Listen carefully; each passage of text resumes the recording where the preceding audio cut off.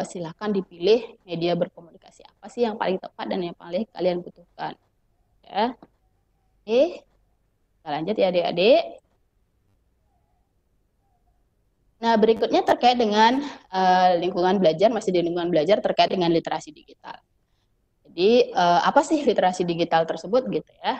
Jadi, yang namanya literasi digital itu merupakan proses pembelajaran mengenai teknologi dan pemanfaatannya.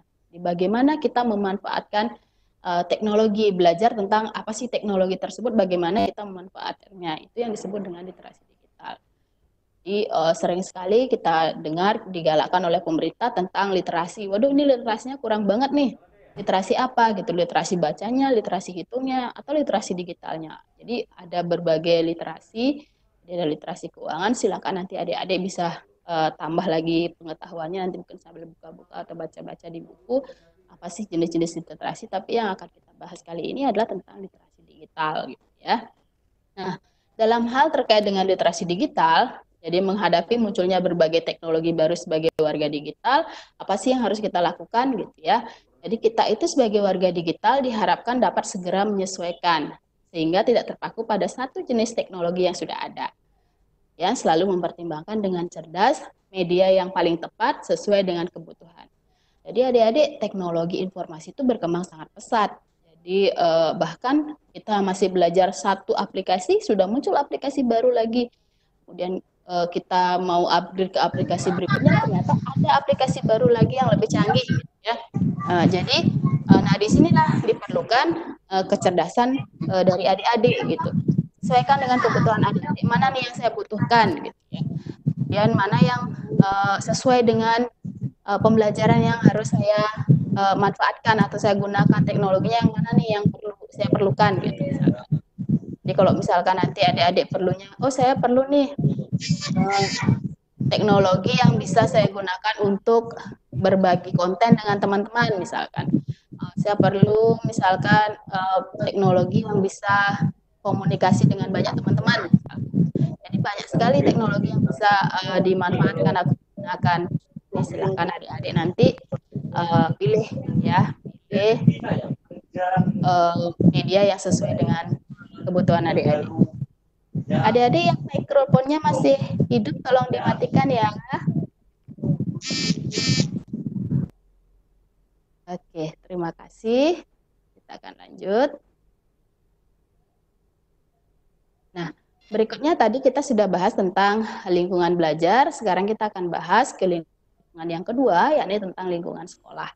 Nah, di lingkungan sekolah, apa saja komponen yang terkait dengan kewargaan digital? Itu yang pertama adalah hak dan kewajiban, kemudian etika, dan yang terakhir itu ada keamanan.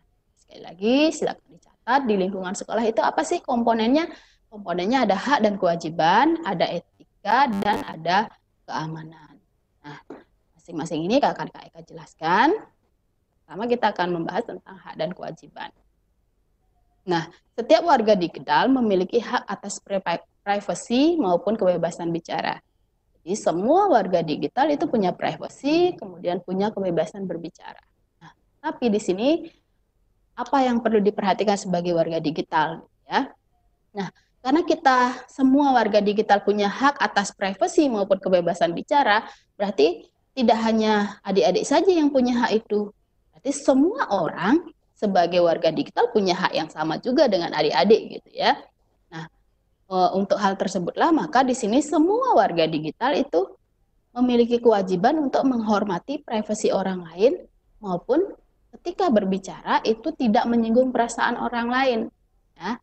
Karena kenapa? Kalau hal itu tidak dipatuhi, kalau adik-adik tidak menghormati privasi orang, kemudian berbicara yang menyakiti perasaan orang lain gitu ya. Seperti kayak Kak sampaikan tadi bahwa ada hukum yang berlaku gitu ya. Ada hukumnya, ada ada pelanggaran hukum yang sudah adik-adik lakukan ketika tidak menghormati privasi orang lain atau berbicara menyakiti perasaan orang lain gitu ya. Jadi di semua negara pun ada aturan seperti itu.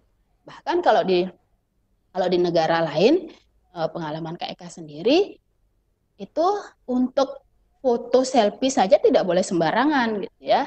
Nah, kalau kita mau foto, mau ngambil gambar, take picture gitu, Kalau kita mau selfie itu harus memperhatikan orang di belakang kita ada nggak. Kalau masih ada orang, kita nggak boleh foto selfie. Walaupun memang kita niatnya buat selfie gitu, nggak ngambil gambar orang lain, tapi di belakang ada gambar orang lain.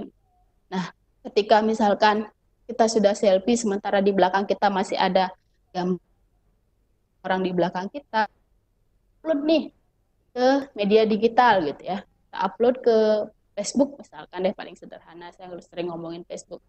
Jadi kita upload di Facebook. Kemudian orang yang fotonya ada, padahal kita tidak bermaksud memfoto orang tersebut, tapi fotonya tadi kelihatan ketika kita post di Facebook. Nah, orang tersebut tidak terima, loh kok ada gambar saya nih, kok ada wajah saya di postingan orang ini.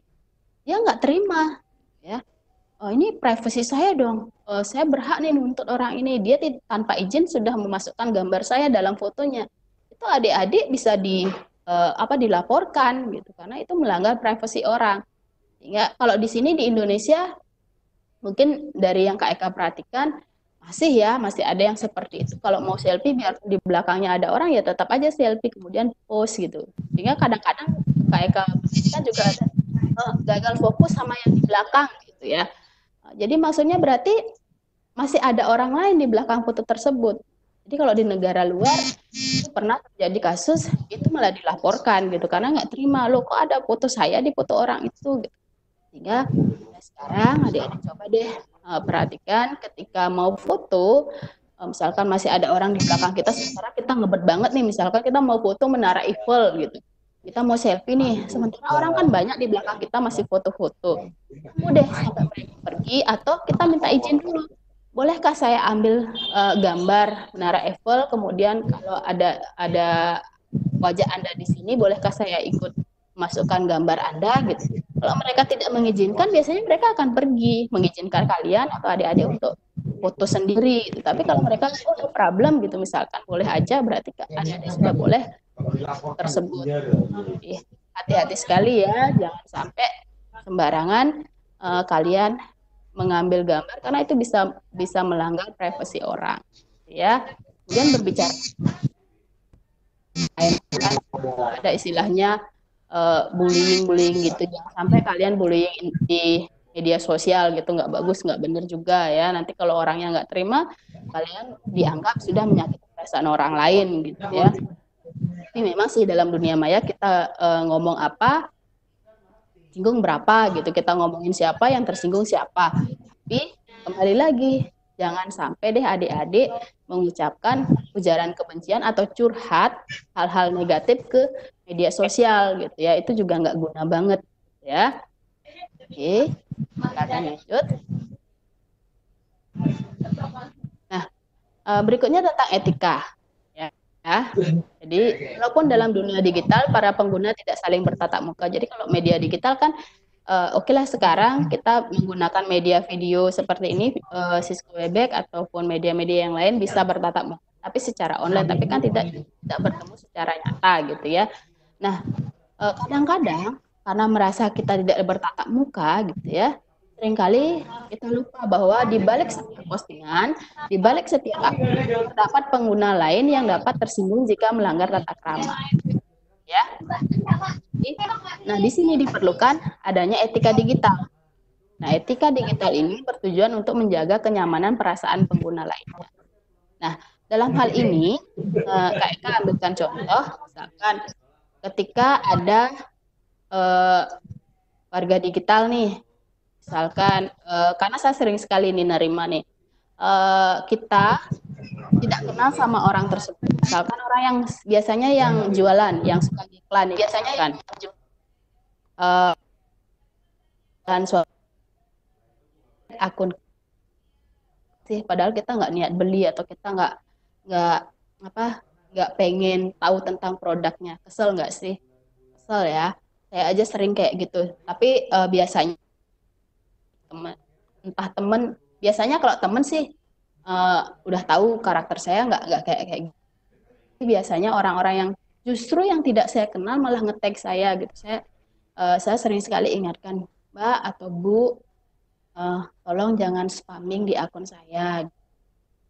ketika misalkan ada orang yang tidak terima di tag oleh adik-adik, ketika misalkan adik post apa, padahal maksudnya mungkin kita mau jualan apa nih biar cepat laku, jadi nge-tag semua orang yang dikenal gitu ya. Padahal orang tersebut merasa tidak kenal dengan adik misalkan.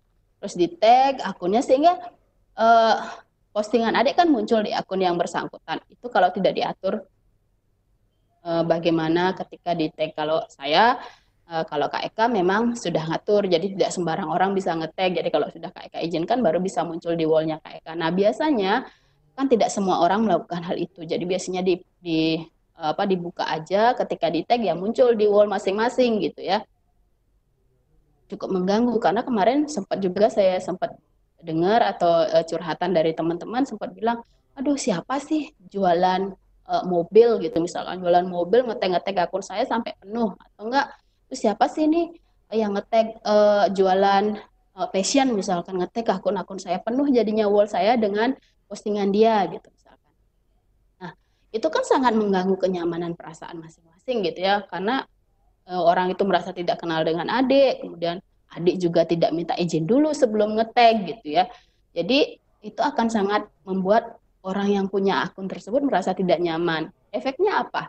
Efeknya bisa jadi mungkin orang tersebut akan melaporkan akun adik sebagai akun yang suka spamming, sehingga nanti akun adik itu bisa di suspend gitu, bisa diblokir sementara oleh pihak terkait dengan konten tersebut, misalkan Facebook gitu. Bisa jadi akun adik akan tidak bisa dibuka mungkin selama beberapa hari sampai selesai ditinjau, nih akun ini apa sih, gimana sih sebenarnya gitu. Dan kok kenapa sampai ada orang melaporkan bahwa akun ini melanggar etika. Makanya dan menggunakan media digital tidak bertatap muka dengan orangnya langsung, tapi coba perhatikan kembali bahwa di sana ada etika yang harus sama. Ya, jangan sampai membuat orang lain merasa tidak nyaman dengan postingan-postingan tadi. Ya, oke, kita lanjut. Nah, berikutnya terkait dengan keamanan. Perhatikan juga terkait dengan keamanan. Jadi dalam dunia nyata kita membangun pagar, kemudian mengunci pintu atau menambah alarm di rumah dengan alasan untuk keamanan, kan begitu ya. Nah, di dunia digital itu juga kita perlu membuat pengamanan ya, membuat pengamanan terhadap akun-akun kita. Misalkan nih menginstal antivirus, mudah dimasuki virus, kemudian firewall, kemudian seperti tadi saya sampaikan membackup data. Kemudian jangan lupa adik-adik juga jangan sampai lupa bahwa ada data-data adik-adik, jaga kerahasiaannya, misalkan username, password gitu. Kalau adik-adik misalkan menggunakan perbankan ya, perbankan secara online, itu kan ada username, ada passwordnya. Jangan sampai adik-adik mencantumkan di handphone kalian gitu, kemudian disimpan di sana. Suatu ketika misalkan handphone kalian hilang, berarti username dan passwordnya itu masih tersimpan dong di HP adik-adik. Berarti orang lain yang menemukan handphone adik-adik itu bisa jadi menyalahgunakan akun tersebut. Lagi kalau akun perbankan bisa jadi dia menggunakan akun perbankan tersebut untuk transaksi-transaksi yang tidak sepatutnya dilakukan gitu ya. Jadi diperhatikan sekali, diharapkan sih username dan password itu tidak disimpan di handphone, tapi disimpan sendirilah, diamankan di tempat yang tadi catat, atau misalkan disimpan di note tapi ada passwordnya di note tersebut, sehingga ketika walaupun HP-nya hilang pun orang tidak akan bisa membuka catatan kalian karena catatan kalian itu ada passwordnya ya. Nah, jadi itu yang harus diperhatikan untuk masalah keamanannya. Jadi perhatikan sekali untuk informasi dan data-data tersebut jangan sampai disalahgunakan oleh pihak yang tidak bertanggung jawab ya, terkait dengan keamanan. Berikutnya kita akan lanjutkan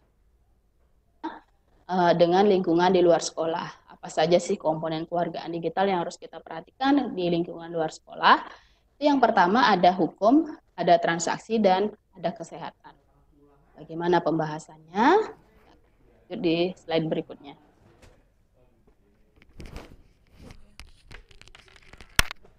Oke, kita bahas yang pertama. Kita bahas yang pertama terkait dengan hukum. Jadi, hukum yang terkait dengan aktivitas warga digital itu dikenal atau disebut dengan hukum cyber. Ya, mungkin sering adik-adik dengar tentang hukum cyber atau cyber law. Nah, di Indonesia, hukum yang terkait dengan kegiatan digital itu menyangkut 5 aspek. Ya, apa saja sih yang dimuat dalam hukum cyber ini gitu ya, atau cyber law ini gitu ya. Yang pertama itu adalah tentang hak cipta. Kemudian tentang merek dagang, yang fitnah dan pencemaran nama baik, privacy, dan yurisdiksi dalam ruang cyber. Ya, aturan hukum dalam ruang cyber. Seperti apa aturan-aturan hukum.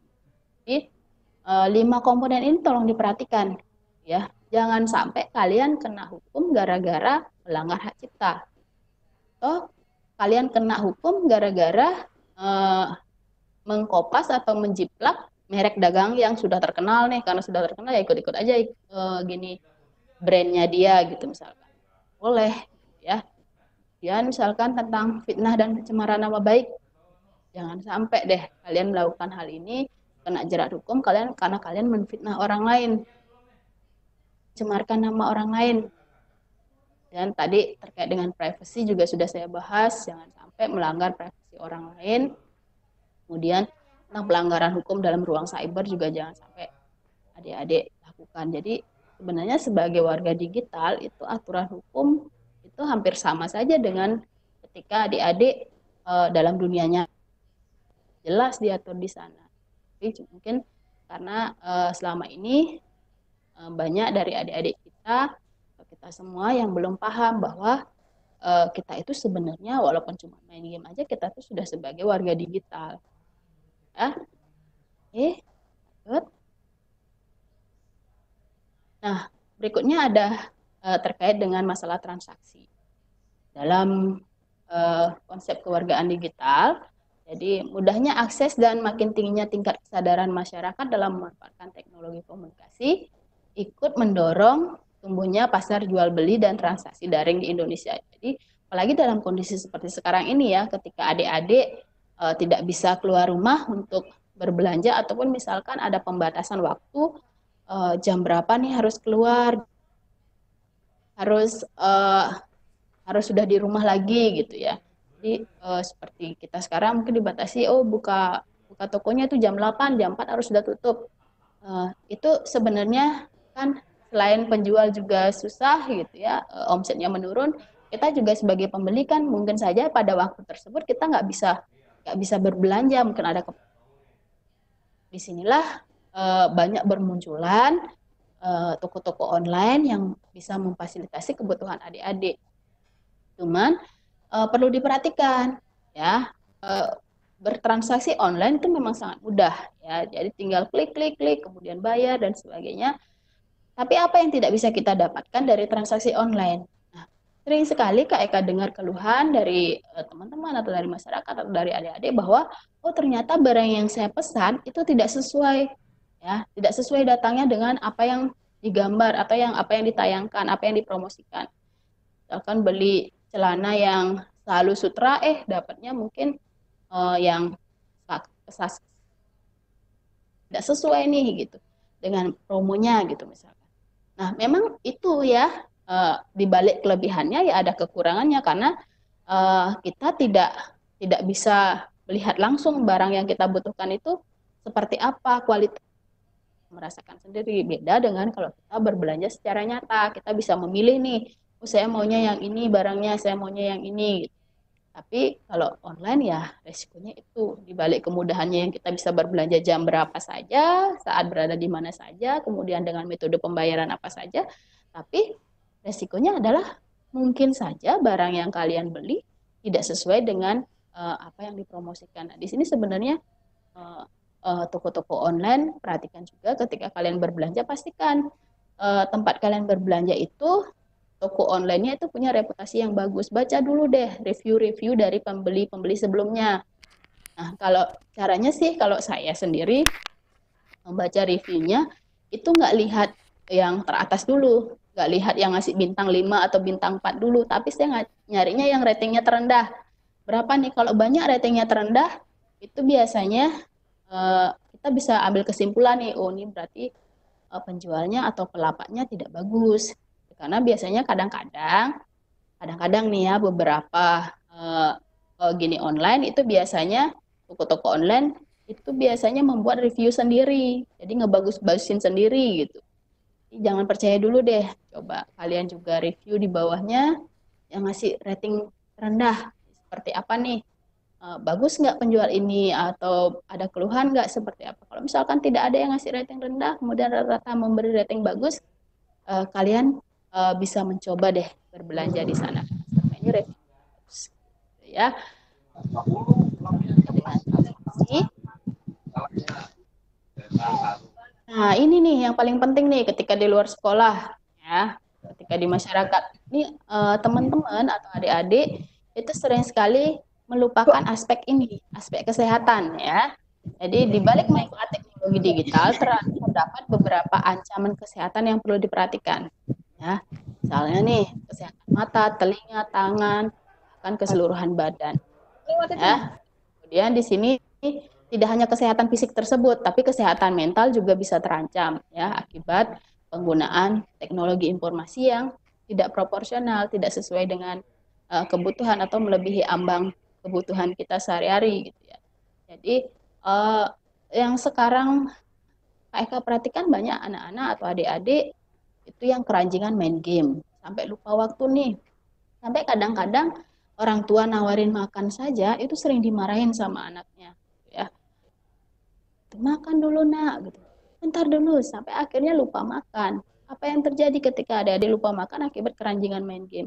Matanya jadi lelah, mata jadi lelah, iritasi, matanya jadi merah. Kemudian perutnya karena kosong tidak diisi makanan, otomatis akan terjadi masalah di pencernaan dan lambung.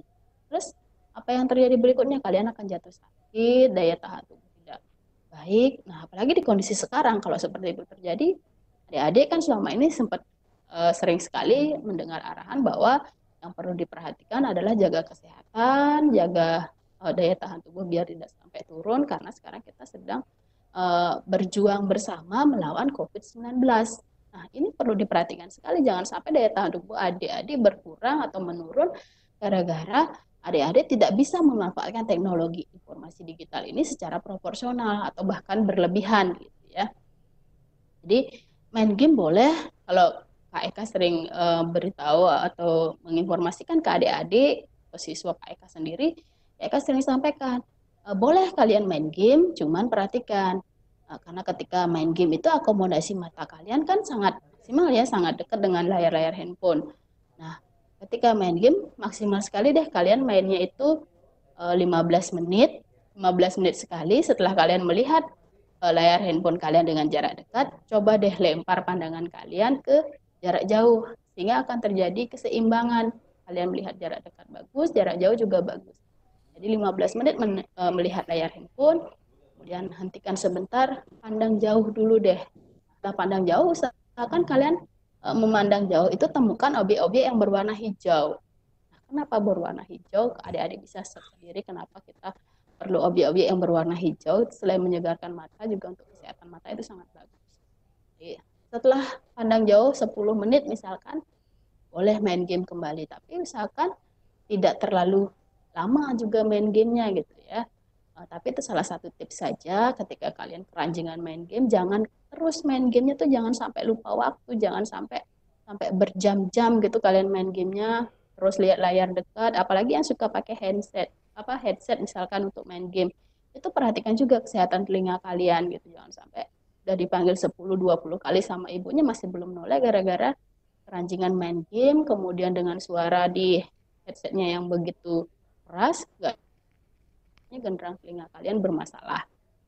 Itu jadi yang paling penting itu jaga kesehatan. Kemudian kesehatan mental juga kadang-kadang mungkin beberapa bisa mengalami gangguan mental ya, terutama ini masalah jadinya kalian lost kontak dengan lingkungan sosial kalian, itu kan termasuk gangguan juga gitu. Karena sering asik main game sendiri di kamar aja, akhirnya kalian tidak punya pergaulan di dunia nyata sendiri, tapi teman-teman kalian banyak tuh di dunia online, tapi di dunia nyata kalian nggak punya teman. Jadi sekali lagi selain kalian ada di dunia maya, kalian tuh juga ada di dunia nyata. Jadi tolong diseimbangkan, jangan hanya bermain di dunia maya, tapi lupa akan dunia nyatanya. Ya, gitu terkait dengan kesehatan. Nah, apa sih sebenarnya manfaat dari belajar tentang kewargaan digital ini ya? Jadi dengan mempelajari teknologi ini, mempelajari teknologi untuk membantu tetap aman baik di dalam atau di luar sekolah. Jadi setelah tadi Kak Eka jelaskan tentang bagaimana kita menggunakan teknologi di dalam kelas atau di luar di sekolah atau di luar sekolah gitu ya saat lingkungan belajar. Jadi dengan belajar tentang kewargaan digital ini kalian akan tahu gitu ya bagaimana kita memanfaatkan teknologi itu dengan tetap aman, baik dan tidak melanggar aturan. Ya. Kemudian mempelajari manfaat dan resiko dunia maya agar membantu tetap aman ketika menggunakannya. Ya, sekali lagi karena tadi Kak Eka juga sempat menyampaikan bahwa selain ada faktor-faktor kita harus memperhatikan etika dalam dunia maya seperti apa. Jadi setelah kita mempelajari manfaatnya, kita juga tahu nih apa resikonya ketika kita melanggar aturan main yang diterapkan oleh konsep dari kewargaan digital ini gitu ya. Kemudian menjadi warga digital yang percaya diri atas segala tindakan yang dilakukan. Nah, jadi karena kalian sudah tahu nih mana nih yang boleh saya lakukan, mana yang tidak boleh saya lakukan, kalian jadi percaya diri. Oh, kalau saya posting ini saya yakin tidak melanggar etika atau saya yakin ini tidak akan melanggar undang-undang ITE. Saya yakin ini tidak akan melanggar privasi orang. Jadi kalian akan percaya diri saja dan bisa bertanggung jawab atas apa yang kalian lakukan di dunia maya tersebut. Ya.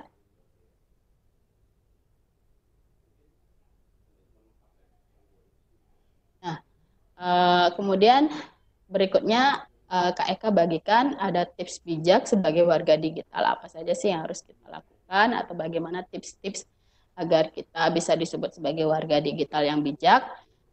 Jadi yang pertama itu adalah lindungi perangkat dan akun itu bisa dengan password, antivirus gitu. Kemudian perhatikan bisa memilih dan memilah situs-situs yang legal dan ilegal. Ya biasanya pemerintah juga sudah gencar sekali memblokir situs-situs yang ilegal yang mungkin dianggap berbahaya untuk kalian buka situsnya gitu ya. Jadi pastikan kalian itu sudah melindungi perangkat kalian itu atau akun kalian dengan password ataupun bisa dengan antivirus agar aman digunakan ya. Berikutnya adalah jadilah seseorang yang baik, bersimpati, no bullying, serta tidak membagikan informasi pribadi orang lain tanpa izin. Nah, sekali lagi ini ya. Jadi pastikan ketika kalian sebagai warga digital itu kalian mempunyai rasa simpati terhadap orang lain gitu ya. Kemudian jangan sampai melakukan bullying terhadap orang lain. Walaupun itu hanya postingan gitu. Jangan sampai kalian melakukan bullying. Kemudian jangan sampai membagikan informasi pribadi orang lain ya. Ini tadi sempat kita bahas, ngambil gambarnya aja nggak boleh, apalagi ngambil data-data atau informasi pribadi orang lain tanpa seizin dia, itu nggak boleh sama sekali ya, nggak boleh. Kemudian bergabung dengan cerdas, jujur dan berhati-hati di hak cipta serta komunitas atau bertemu dengan orang asing. Nah di sini kalian harus berhati-hati ya, karena di sini kan kalian bertemu dengan teman-teman itu secara online. Otomatis kalian belum tahu nih karakter orang tersebut seperti apa atau niat orang tersebut seperti apa. Kan banyak sekali akun-akun yang tidak benar ya, akun-akun palsu. Nah, ketika misalkan kalian diajak untuk bergabung dalam satu komunitas, perhatikan sekali bahwa komunitas ini adalah komunitas yang baik ya, bersifat bisa membuat saya jadi termotivasi atau mengajak saya untuk hal-hal yang positif. Jadi bukan hal-hal yang menjerumuskan. Itu perhatikan sekali, jangan asal-asalan kalian bergabung. Perhatikan juga jangan sampai kalian asal klik grup gitu misalkan. Dan bergabung di grup itu tolong diperhatikan, jangan, karena banyak sekali kasus kan biasanya orang ketangkep yang ditelusuri oleh polisi apa? Ya anggota dari grup tersebut. Siapa aja nih anggotanya? Ya kalian bisa jadi kalau misalkan ini dianggap grupnya sudah tidak sesuai dengan etika, ya semua anggota di grupnya akan dipanggil atau diperiksa oleh polisian. Gitu ya. Jangan sampai hal itu terjadi pada adik-adik sekalian. Nah, berikutnya, berbagilah dengan hati-hati.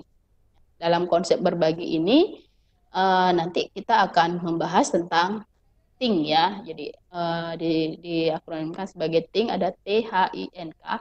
Apa itu nanti Kak Eka akan bahas di slide berikutnya. Kemudian juga perhatikan reputasi dan rekam jejak digital. Jadi biasanya orang itu ketika pengguna akun digital yang lebih cerdas biasanya melihat dulu nih sebelum konfirmasi pertemanan misalkan. Lihat dulu nih orang nih siapa, reputasinya bagaimana, rekam jejak digitalnya bagaimana. Apakah ketika dibuka misalkan wall kalian, oh ini reputasinya banyak teman-temannya yang menghujat, atau misalkan ini bikin postingannya selalu postingan sara, atau postingannya ujaran kebencian nih, atau misalkan postingannya selalu galau-galau dan berkata-kata kasar.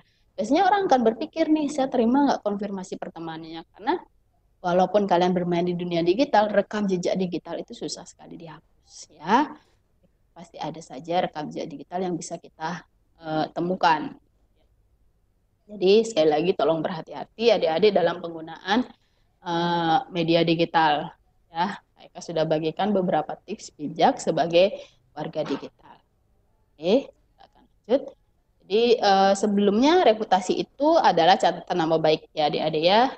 Jadi apa sih? Jadi Ibu Eka ngomongin reputasi itu apa sih gitu ya, enggak gitu. Jadi reputasi sendiri adalah catatan nama baik. Oke, kita lanjut. Nah, tadi Kak Eka sempat sampaikan tentang think ya. THINK. Apa itu think gitu ya? Jadi think itu merupakan akronim dari true, helpful, inspiring, necessary, dan kind. Jadi true. Maksudnya apa nih true ini gitu? Ketika kalian share atau berbagi itu pastikan bahwa postingan itu benar, ya. Benarkah postingan kita? Gitu.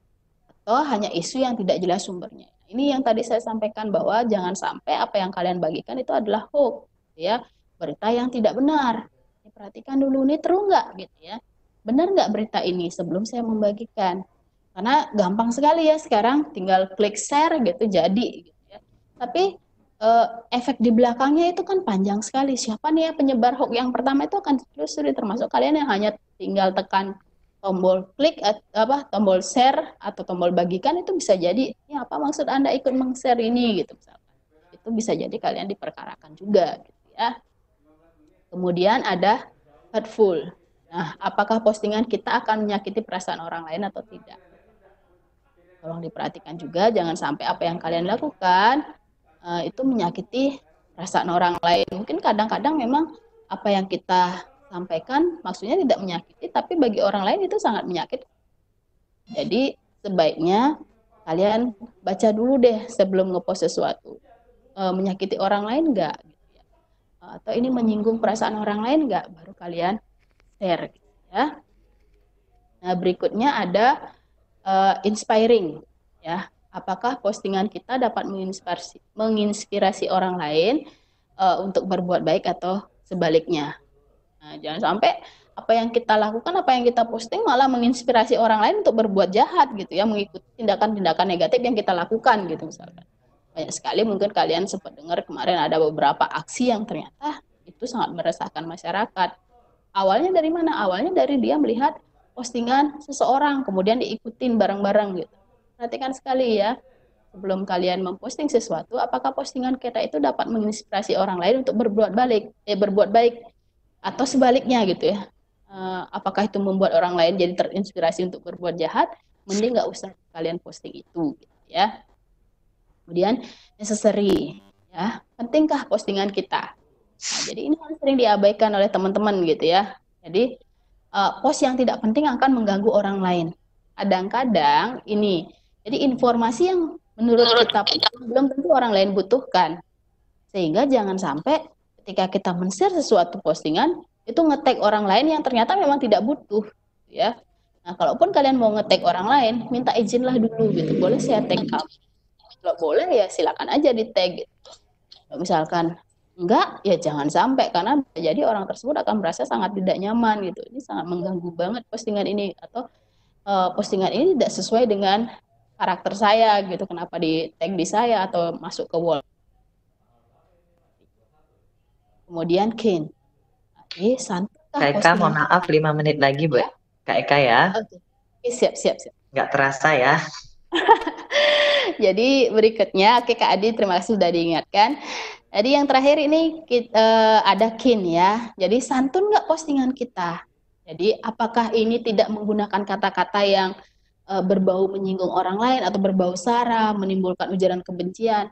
Jadi perhatikan untuk kesantunan dalam berbahasa ketika kita memposting sesuatu, gitu ya. Jadi think before share, gitu ya. Makanya ada istilah pikir dulu sebelum kalian men-share sesuatu atau membagikan sesuatu. Jadi itu sering sekali disampaikan think before share. Jangan sampai asal nge-share, nge-share, nge-share. Padahal itu nggak benar. Nanti kalian juga termasuk. Jadi, ya. Nah, terakhir kita akan simpulkan bersama pembelajaran kita kali ini. Yang pertama, warga digital itu adalah semua orang yang menggunakan TIK baik untuk komunikasi, transaksi maupun rekreasi. Kesimpulan kita. Kemudian, oke. Kemudian yang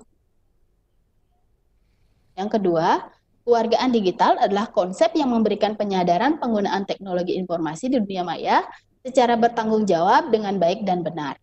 Nah, konsep yang memberikan penyadaran penggunaan teknologi informasi di dunia maya secara bertanggung jawab dengan baik dan benar. Kemudian yang ketiga, komponen-komponen keluarga digital itu ada lingkungan belajar, lingkungan sekolah, dan lingkungan luar sekolah.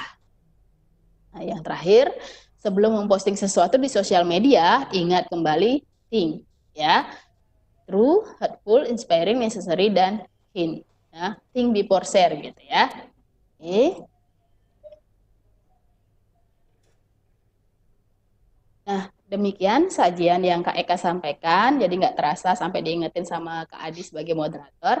Nah, untuk adik-adik nanti untuk yang mungkin di forum chat belum sempat menuliskan pertanyaannya, nanti adik-adik bisa kirim WA di nomor tersebut, kayak kita lampirkan di sana. Kemudian di Facebook Kak Eka juga bisa. Kemudian bisa juga ke emailnya Kak Eka. Oke, demikian sajian pembelajaran dari Kak Eka. Kita akan lanjut ke sesi tanya jawab. Saya kembalikan ke Kak Adi dulu. Silakan Kak Adi. Oke, baik. Terima kasih Kak Eka. Wah, seru ya adik-adik. Jadi tidak terasa waktu 60 menit ternyata cepat sekali berlalu ya. Jadi karena tadi materinya juga sangat istilahnya ada pada kita kita sendiri ya adik-adik. Jadi kita sering menggunakan media sosial, sering berinternet. Jadi materi yang itu memang kepunyaan kita. Oke, baik ya adik-adik, sebelum sesi tanya jawab, ini ada beberapa hal mungkin yang menjadi garis disampaikan oleh Kak Eka tadi ya, bahwa kita sebagai warga digital itu harus bisa bertanggung jawab apapun yang kita lakukan ketika kita berinternet ya, baik itu bermedia sosial ataupun yang lain. Dan tadi satu hal yang Kak Eka menarik yang Kak Adi tadi simak menarik dari Kak Eka, yaitu adalah think before share, kan seperti itu ya. Jadi kita harus berpikir dulu apakah nanti ada kerugiannya ataukah apa yang lain sebelum kita. Dari Muhammad Gala tentang kejahatan sosial kejahatan di media sosial seperti itu. Kira-kira kalau kejahatan digital yang ada di media sosial itu apa saja, Kak Eka? Coba bisa dijawab dari Muhammad Gala. Oke, silakan Kak Eka. Muhammad Gala, terima kasih atas pertanyaannya. Jadi banyak sekali kejahatan yang terjadi di dunia digital tersebut ya. Salah satunya ini mungkin karena Kak sampaikan, mungkin karena kelemahan kita sendiri juga. Jadi kejahatan di media digital, misalkan tadi sempat Kak Eka sampaikan bahwa mungkin kejahatan di perbankan, salah satunya kejahatan di perbankan nih. Itu tadi kenapa banyak terjadi hal seperti itu? Mungkin mereka beberapa orang Indonesia tuh Kak Eka yakin orangnya sangat pintar-pintar sekali sebenarnya. Jadi punya kemampuan bisa meretas, yang diretas malah digunakan untuk hal-hal yang negatif, ya. Jadi banyak sekali. Nah, untuk terhindar dari peretasan ini apa yang harus kita lakukan gitu? Yang kita lakukan seperti tadi Kak Eka sampaikan, ya kita harus untuk kemudian batasi juga gitu siapa orang yang bisa melihat postingan kita, siapa orang yang bisa mengakses akun kita, itu tolong dibatasi juga karena hal inilah yang bisa membuat orang ada kesempatan nih untuk melakukan tindak kejahatan, apalagi kalau perbankan tadi saya sempat kasih gambaran, misalkan kalau main perbankan di handphone kalian nyimpen nomor rekening misalkan, kemudian passwordnya itu disimpan semua di catatan di handphone kalian. Belak suatu ketika handphone kalian hilang. Nah, kemudian semua data ada di sana. Otomatis data-data kalian tuh bisa kemungkinan besar bisa disalahgunakan oleh orang yang tidak bertanggung jawab. Disinilah kunci kenapa hal itu bisa terjadi karena mereka ada kesempatan, ada peluang yang kalian ciptakan di sana sehingga orang akan dengan mudah oh sudah saya manfaatkan aja nih semua ininya. Semua data-data yang dia punya bisa jadi foto kalian dimanfaatkan misalkan yang paling sederhana deh foto kalian dimanfaatkan untuk bikin akun palsu, untuk membohongi orang lain. Sekarang kan banyak sekali akun-akun begitu. Akan minta pulsa, ditransferin dana, itu banyak sekali kejadian. Adik-adik, jadi kejahatan banyak sekali. Kemungkinan kejahatan di dunia digital itu hampir sama dengan kejahatan yang terjadi di dunia nyata. Jadi apa yang dilakukan di dunia nyata diproteksi juga di dunia mayanya juga gitu. Karena tadi kalau dunia nyata kita bikin pagar ya di dunia maya kita bikin pagar juga agar nggak sembarang orang bisa masuk ke akun kita, mengakses data-data kita. Gitu Kak Adi. Kira-kira Muhammad begitu jawaban dari Kak Eka. Siap.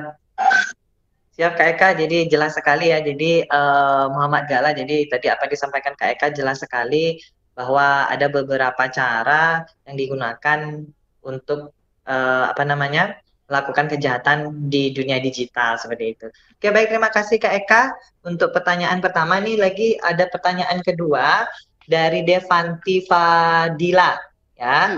Pertanyaannya, cara kita membatasi penggunaan teknologi digital itu bisa dijawab? Oke, silakan. Oke. Cara kita membatasi penggunaan teknologi informasi. Tadi kan sempat Kak Eka sampaikan bahwa ada banyak sekali cara kita memproteksi diri, ada banyak tips bagaimana kita menjadi warga digital yang baik. Nah, pastikan dulu nih, jangan sampai kita jadi, tadi Kak Eka sampai kasih contoh masalah gaming. Kan adik-adik banyak sekali nih yang kecanduan game. Perhatikan kembali deh, kalau kita bermain game, unsur apa saja nih yang harus kita perhatikan? Kita harus memperhatikan unsur kesehatan juga. Jadi selain kesehatan fisik juga kesehatan mental. Pastikan juga media digital yang kita butuhkan itu apa. Jangan sampai banyak media digital yang kita install atau kita masukkan ke dalam handphone kita, tapi ternyata tidak semuanya kita manfaatkan. Karena sering sekali, bahkan saya sendiri ketika cek, oh ternyata saya nggak pernah loh buka aplikasi ini, tapi aplikasi ini ada di handphone itu tidak pernah kalian gunakan atau tidak merasa itu penting, ya silakan saja kalian hapus, dibatasi penggunaannya atau jangan digunakan. Nah, kalau misalkan nih kalian bikin alarm sendiri yang keranjingan main game misalkan, bikin alarm sendiri nih untuk 20 menit, setiap 20 menit atau misalkan setiap 15 menit itu akan alarm bunyi otomatis. Artinya apa? Artinya kalian akan menghentikan bermain game sebentar kemudian melakukan pandang jauh misalkan. Jadi untuk mengembalikan akomodasi mata tidak hanya dengan jarak dekat, kalian juga harus menyesuaikan ketika melihat jarak jauh gitu. Nah, ini akan menghindari penyakit-penyakit mata yang ditimbulkan oleh penggunaan teknologi informasi yang kebablasan gitu ya. Jadi itu beberapa tips atau cara bagaimana kita membatasi ketika penggunaan teknologi informasi. Ya, demikian tadi.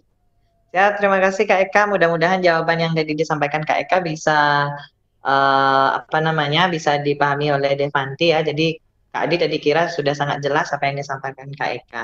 Nah, kita jawab pertanyaan yang ada di chat. Ini beberapa adik-adik kita ada yang angkat tangan, mungkin mau berkomunikasi atau berinteraksi langsung dengan Kak Eka atas nama Gusti JR22. Oke, Mas Gama bisa dihidupkan mikrofonnya untuk Gusti JR22. Halo Gusti. Halo. Sudah dihidupin, Pak. Oh iya, sudah dihidupin. Halo Gusti. Halo. Oke, kayaknya nih ini Kak Eka ya sedang apa namanya? Mungkin belum ya, siap atau malu-malu ya. Ya. Oke, malu-malu mungkin ngomongnya. Oke, ini Kak Eka sambil menunggu Gusti JR ini, mungkin nih ada pertanyaan dari Siska Kurniati. Mm-mm. Daring itu komunikasi sinkron dan asinkron kan Kak? Oke, Mm-mm. gimana Kak Eka? Ya, daring bisa bisa mungkin bisa dikatakan sebagai komunikasi sinkron dan asinkron. Jadi daring itu kan secara online ya. Nah, secara online yang namanya sinkron asinkron berarti yang sinkron itu secara langsung ya. Jadi kita, nah seperti ini kita telekonferensi ini termasuk kegiatan komunikasi sinkron. Nah, kalau asinkron misalkan nih kayak email gitu yang tidak langsung dijawab misalkan tidak bisa kita komunikasi langsung itu namanya komunikasi uh, asinkron. Jadi secara tidak langsung. Nah, tapi kalau kita bertatap muka langsung seperti ini komunikasinya langsung terjawab, komunikasi langsung terjadi, ini namanya komunikasi sinkron. Jadi bisa yang namanya yang tadi bedanya dengan daring dengan sinkron asinkron itu dua hal ya. Jadi daring itu bisa sinkron asinkron. Nah, komunikasi sinkron itu adalah komunikasi secara langsung. Kayak sekarang nih tatap muka langsung kita bisa berinteraksi secara langsung. Tapi kalau komunikasi asinkron salah satunya itu adalah misalkan kita ketika kita kirim email ke seseorang, orang itu kan tidak langsung membuka email kita. Jadi kita sudah kirim tapi tidak langsung terjadi interaksi. Itu namanya komunikasi asinkron tapi tetap menggunakan media online, menggunakan internet ketika berkomunikasi tersebut. Demikian Kak Adi. Oke, Siska sudah paham kan yang dimaksudkan dengan daring, sinkron dan asinkron. Jadi sudah jelas juga disampaikan Kak Eka bahwa yang komunikasi daring itu bisa saja sinkron, bisa saja asinkron, tergantung kita manfaatkannya bagaimana. Oke, Kak Eka ini Kaknya seru sekali nih, masih banyak pertanyaan nih. Yes, Nanti di akhir ada evaluasi kan Kak Eka? ada Kak Eka akan. Oke. Mungkin kita sediakan waktu 15 menit ya untuk Siap. gabung. Oke, ini ada satu pertanyaan lagi dari Fitriah Nabila. Kak, mau Oke. nanya cara supaya tidak terlalu sering menggunakan gadget, hal-hal yang tidak penting. Oke. Oke. Siap, Kak, coba dikasih Ya, tadi saran pertanyaannya mungkin dikasihnya. Jadi pertanyaannya hampir sama ya dengan kalau nggak salah siapa tadi itu sebelumnya ya, bagaimana cara kita membatasi penggunaan teknologi informasi. Oke, jadi tipsnya tadi sudah Kak Eka berikan. Yang pertama, jangan terjebak pada dunia maya. Gitu. Ingat kembali kalau kalian itu ada di dunia nyata juga. Jangan sampai kalian jadi makhluk yang introvert gitu ya, nggak mau bersosialisasi. Gitu. Jadi tetap batasi diri misalkan nih, kembali lagi ke diri sendiri. Seberapa sih saya perlunya kalau saya main game, kalau selama ini saya kebablasan main gamenya, ya wes dibatasi berapa menit kayak kita main gamenya dibatasi dikasih alarm. Kemudian untuk jaga kesehatan seperti apa? Tadi sudah sempat Kak Eka kasih tahu juga. Tetap kasih alarm juga mungkin HP-nya jangan sampai kelamaan. Kemudian kalau yang komunikasi nggak penting nih, yang mana maksudnya nggak penting? Misalkan chat-chat nggak penting gitu. Bisa bisa adik-adik siasati misalkan kalau misalkan notif biasanya yang sering mengganggu atau membuat kita jadi tertarik untuk buka handphone tuh biasanya kan notif ya, ting ting ting bunyi HP-nya ada apa sih ada apa sih. Kalau kita merasa kok saya terganggu banget nih dengan notif ini, misalkan notif grup yang kebanyakan dan menurut kalian grup ini nggak penting tapi saya nggak enak keluar gitu, misalkan nggak enak keluar dari grup, itu banyak sekali kejadian seperti itu. Nah, Kak Eka sarankan sih kalian ya di mute aja gitu ya, di mute aja handphone kalian jangan sampai bersuara gitu, ada notif-notif dari grup jangan sampai dibunyikan, sehingga ketika kalian tidak terlalu kalian butuhkan untuk berinteraksi, kalian mungkin bisa buka ketika kalian merasa agak senggang aja gitu. Tapi kalau untuk grup-grup yang memang kalian butuhkan untuk sebagai media komunikasi, ya tetap dibunyikan sehingga kan ada batasan nih mana yang penting, mana yang nggak penting. Gitu. Demikian Kak Adi. Siap ya. Itu saran yang bisa disampaikan Kak Eka penting sekali. Itu mungkin Kak Adi juga seperti itu ya. Kalau misalkan ada kebanyakan grup, notifnya pasti dimatikan dulu ya, biar tidak Iya. terganggu seperti itu. Oke, Kak Eka ini mungkin lagi satu saja. Setelah pertanyaan terakhir ini kita kita evaluasi. Kalau nanti ada waktu lagi setelah evaluasi baru kita akan lanjutkan, Kak Eka ya. Oke, ini lagi satu pertanyaan dari Saka Radena, ya Saka Radena. Sudah meretas atau menghack dan kita hapus akunnya, apakah bisa dilacak? Kak Eka gimana? Sekali Hmm. lagi ya, makanya tadi bagus sekali pertanyaan Saka ya. Kayaknya siswa saya ini. Jadi setelah kita ngeretas nih suatu akun, kemudian kita hapus, masih bisa diketahui nih kalau kita ngeretas. Nah, ingat adik-adik ada namanya rekam digital ya, ada namanya rekam digital, kemudian ada juga tim cyber ya. Ingat kita di Indonesia ada tim cyber untuk mengecek eh, apa akun-akun yang masuk, akun-akun yang keluar, yang dibuat, yang melakukan apa melakukan peretasan itu semuanya terekam karena ingat sekali lagi kita kan pakai media digital milik bank. Semua provider itu bisa melakukan pengecekan gitu. Jadi walaupun kalian sudah ngapus, jejaknya tetap aja uh, ketahuan gitu. Ataupun kalian menggunakan internet dari mana, lokasinya pun bisa diketahui. Jadi jangan sampai kalian coba-coba melakukan peretasan untuk hal-hal yang tidak. Jangan sampai deh, walaupun itu untuk hal yang bagus atau ya hal yang tidak, peretasan namanya itu berarti kan melanggar aturan, sudah masuk ke ranah privasi orang lain, itu jelas-jelas sudah melanggar hukum. Kalian pasti akan kena hukuman untuk hal itu gitu. Jangan sampai melakukan hal seperti itu walaupun kalian berusaha untuk menghapusnya. Ingat bahwa tidak ada kejahatan yang tidak tercium gitu.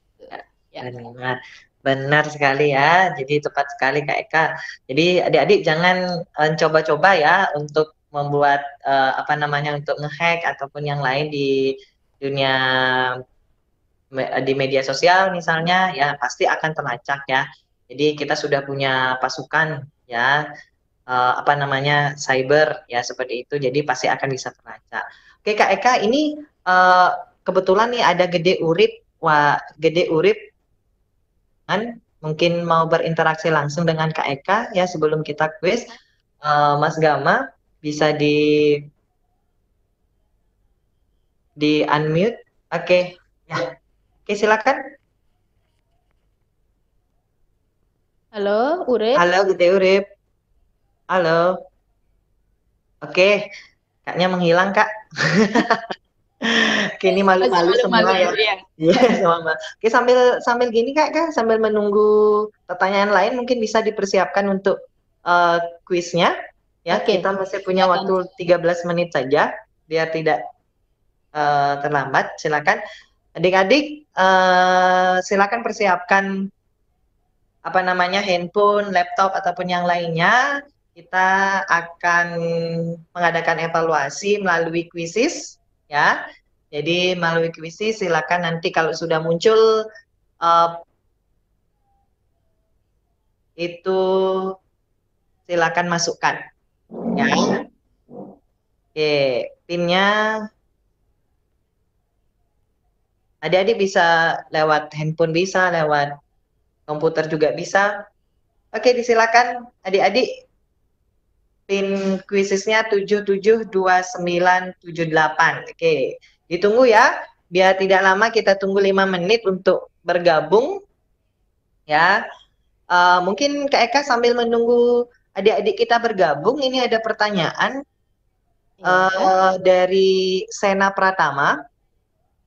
Kak Eka, resiko dan kelebihan dari transaksi daring itu seperti apa? Oke. Tadi Kak Eka sudah menjelaskan, tapi mungkin karena kelewatan mungkin tadi ya. Jadi transaksi daring ada kelebihan, ada kelemahannya ya. Jadi kalau transaksi secara online, yang pertama kelebihannya pasti kalian akan bisa transaksi dimanapun, kapanpun gitu tanpa terkendala. Apalagi kalau zaman keadaan sekarang itu kan ada kendala buka toko jam berapa, tutup toko jam berapa. Tapi kalian mungkin di rentang waktu tersebut sedang tidak fokus untuk berbelanja, kalian memilih untuk bertransaksi secara daring, secara online gitu.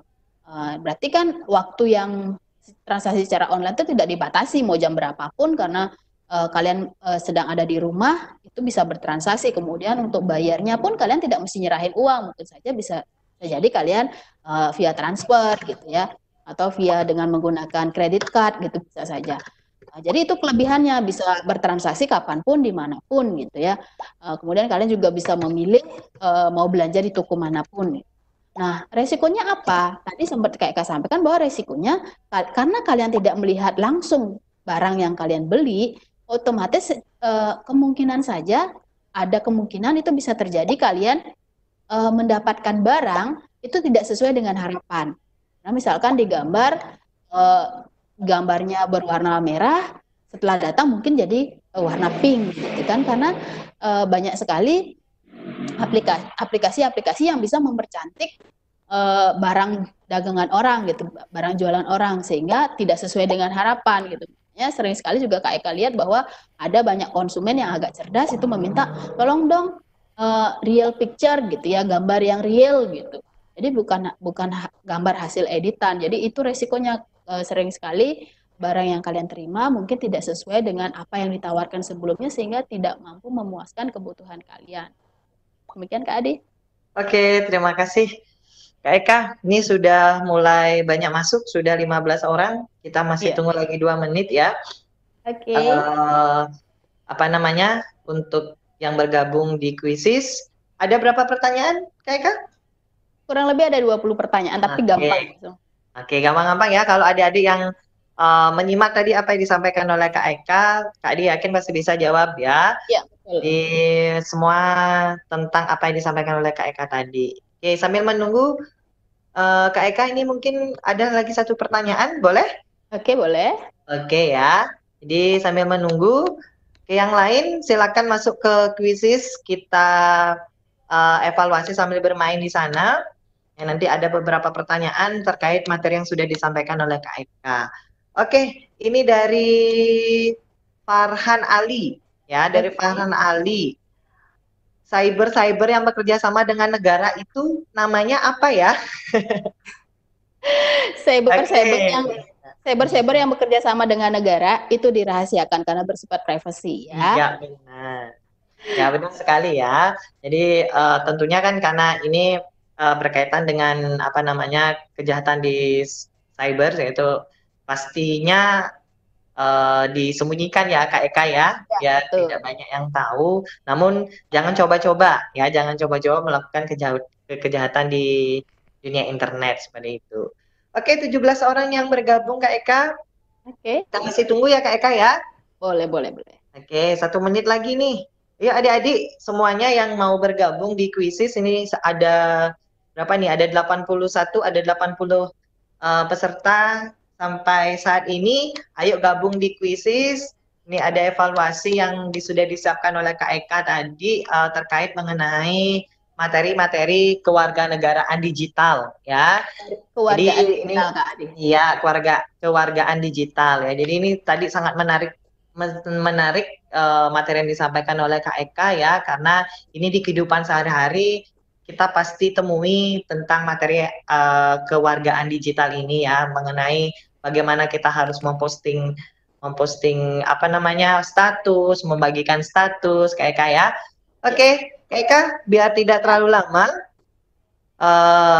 kita mulai saja ya, ada 17 orang yang bergabung. Yes, ada 18. Oke, silakan. Detik-detik terakhir. Kita mulai. Silakan Kak Eka. Ya. Oke. Adik-adik silakan bermain. 1, 2, 3.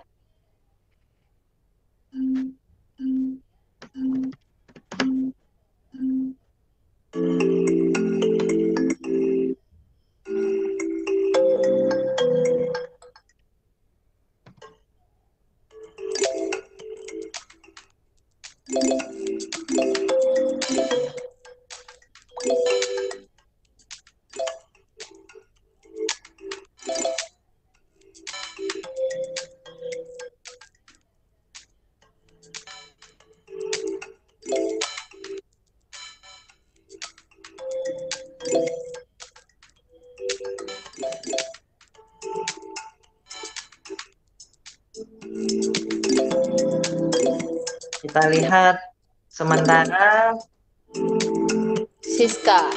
Iya, Siska. Oke, tadi Siska yang bertanya loh Kak Eka. Iya. Iya. Pasti Siska nih mendengarkan dari awal ya. Iya, betul. Oke.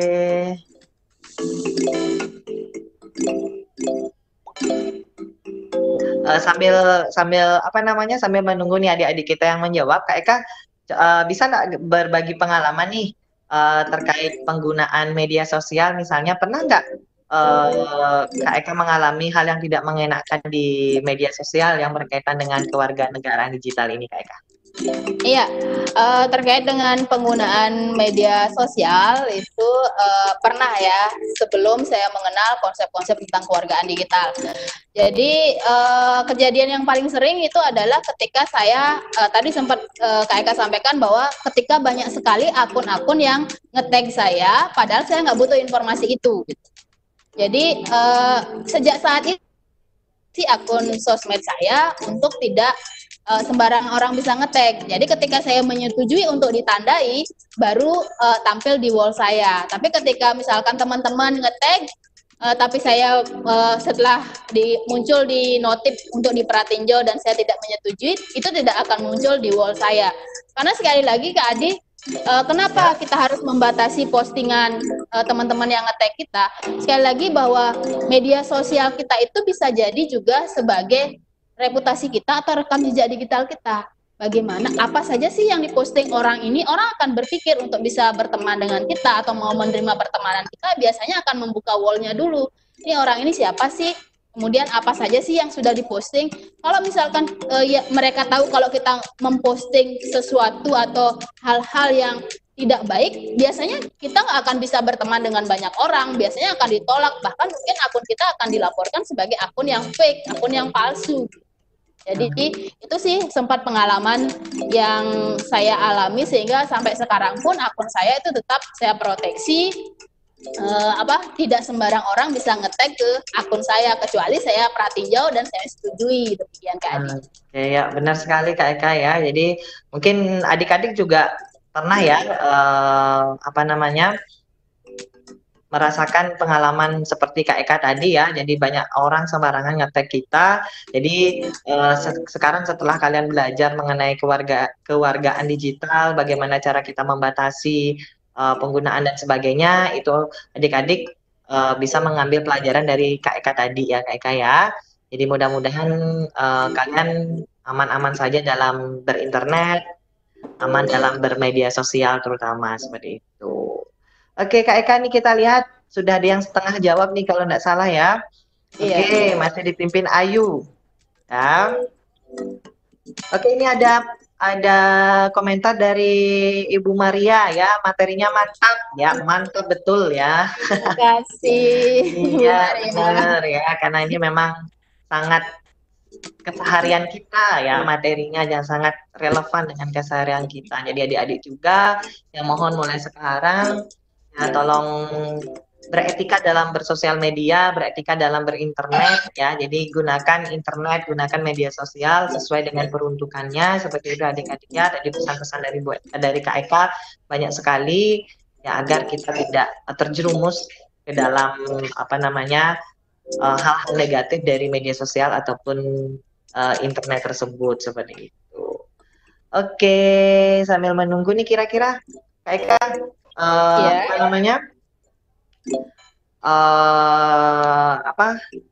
terkait ini beretika dalam bermedia sosial ya. Jadi mungkin bisa disampaikan Kak Eka mungkin saran-saran kepada adik-adik kita yang istilahnya umur saat ini kan masih mencari jati diri ya. Jadi kira-kira pesan dan kesannya mungkin bisa disampaikan ke adik-adik kita mengenai beretika bermedia sosial sambil menunggu selesai menjawab soal.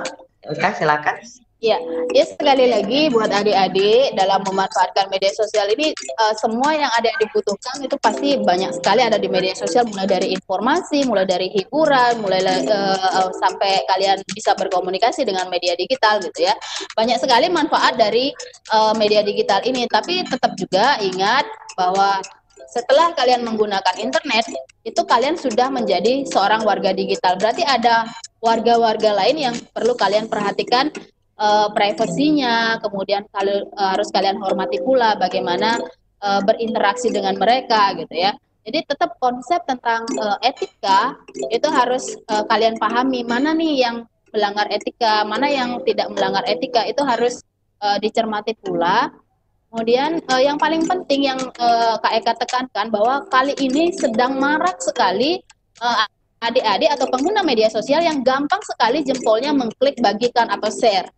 Padahal informasi tersebut belum tentu kebenarannya, kita belum tahu sumbernya dari mana.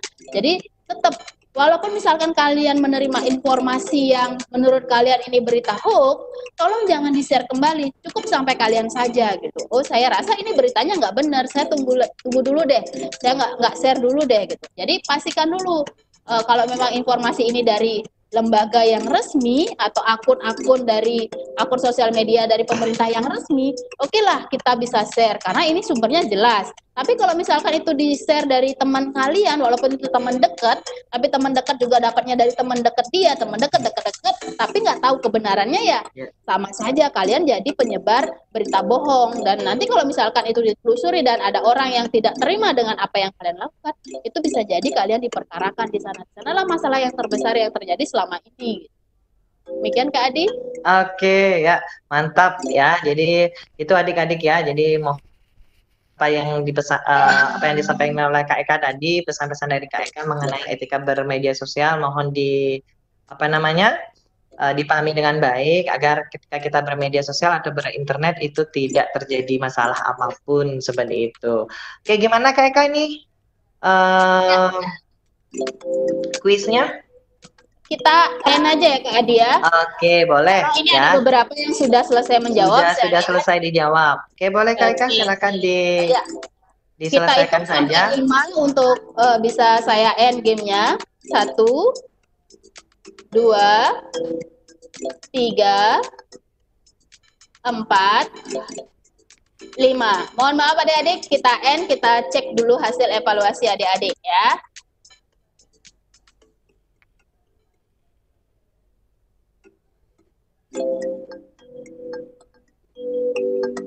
Oke, kita lihat hasilnya.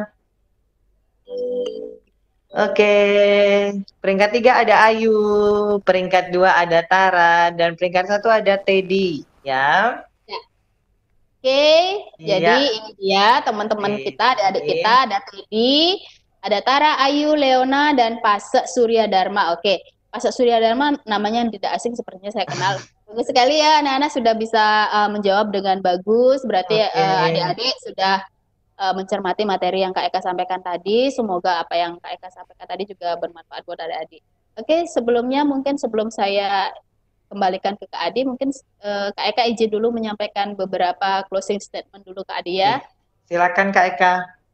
Ya, terima kasih adik-adik dimanapun berada sudah mengikuti sajian pembelajaran yang Kak Eka sampaikan pada hari ini terkait dengan topik atau materi tentang kewargaan digital. Besar harapan Kak Eka, semoga materi ini bermanfaat buat adik-adik, bisa diimplementasikan dalam kehidupan adik-adik dalam bermedia sosial, dalam menggunakan media sosial, sehingga nantinya adik-adik bisa merasa percaya diri, merasa nyaman, kemudian bisa bertanggung jawab atas apa yang sudah adik-adik lakukan ketika menggunakan media sosial. Jadi semoga nantinya apa yang sudah adik-adik dapatkan ini bisa diketok tularkan kepada lingkungan sekitar, kemudian bisa menjadi orang yang bisa memotivasi atau bisa memberikan pencerahan buat teman-teman yang masih suka melakukan pelanggaran media sosial. Pesan terakhir Kak Eka, adik-adik tetap jaga kesehatan, tetap belajar dari rumah, kemudian tetap arahan dari pemerintah agar kita semua bisa cepat atau segera terlepas dari wabah COVID-19 ini sehingga kita bisa beraktivitas kembali di luar rumah, bisa bertemu kembali dengan rekan-rekan kita di sekolah atau di masyarakat. Demikian Kak Adi, terima kasih atas kesempatan dan waktunya. Saya kembalikan ke Kak Adi. Oke, baik, terima kasih Kak Eka. Ya, jadi adik-adik itu beberapa pesan yang disampaikan oleh Kak Eka, kemudian closing statement juga sudah disampaikan oleh Kak Eka terkait materi kita hari ini, mata pelajaran simulasi dan komunikasi digital pada topik kewargaan digital seperti itu. Adik-adik, seperti Kak Eka tadi disampaikan, sebelum Kak Adi undur diri karena akan dilanjutkan untuk sesi 2 ya, sesi 2 jangan kemana-mana ya adik-adik karena sesi 2 akan segera dimulai seperti itu. Adi tetap belajar di rumah, tetap berada di rumah untuk mendukung program pemerintah mencegah penyebaran virus COVID-19 ini ya. Oke, akhir kata Kak Adi tutup dengan Parama Santi. Om Santi Santi Santi Om. Wassalamualaikum warahmatullahi wabarakatuh. Salam sejahtera untuk kita semua. Sampai ketemu pada episode berikutnya. Dadah.